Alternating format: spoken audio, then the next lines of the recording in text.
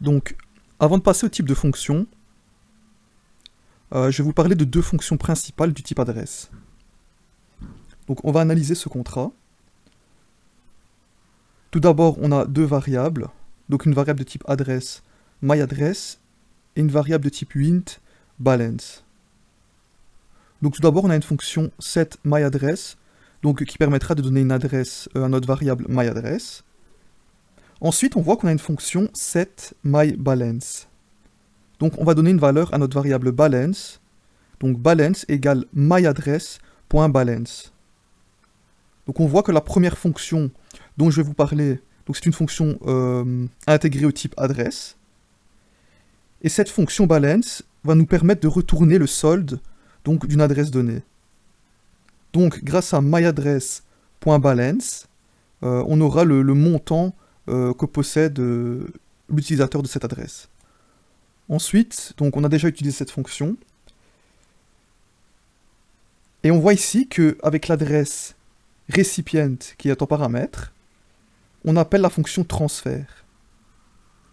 La fonction transfert permet de transférer des éthers à une adresse spécifique. Donc, dans cette fonction, on ne doit pas préciser qui est l'émetteur. Donc, on verra ça plus en détail lorsqu'on va appeler la fonction. Mais dans ce cas, l'émetteur sera l'utilisateur qui appelle la fonction. Ensuite, on a une fonction transferFrom, à ne pas confondre avec transfert. Ce n'est pas une fonction intégrée au type adresse. La fonction transferFrom est souvent utilisée dans le contexte des tokens ERC20. Donc c'est un standard pour les tokens sur Ethereum. Donc on voit ici token transferFrom, avec en paramètre from to amount.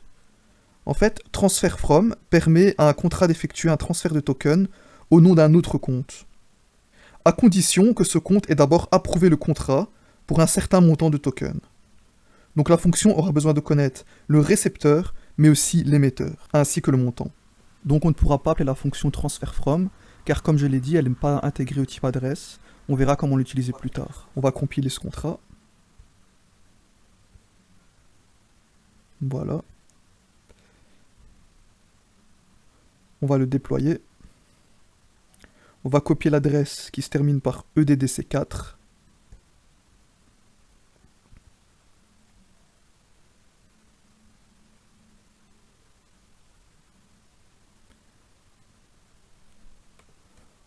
On va coller et on va appeler la fonction setMyAddress.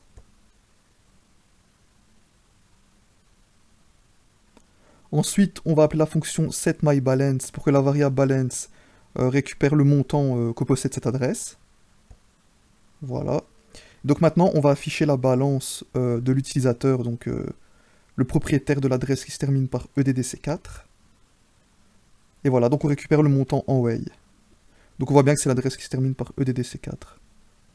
En ce qui concerne la fonction sendMoney, on l'a déjà utilisée. On peut le refaire.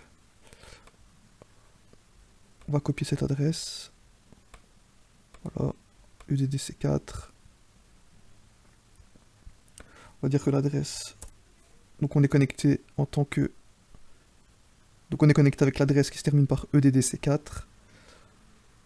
On va envoyer 10 Ethers à l'adresse qui se termine par CO2DB. Ether ici. Voilà. On voit bien qu'on a perdu les 10 Ethers et que l'adresse qui se termine par CO2DB a récupéré 10 Ethers.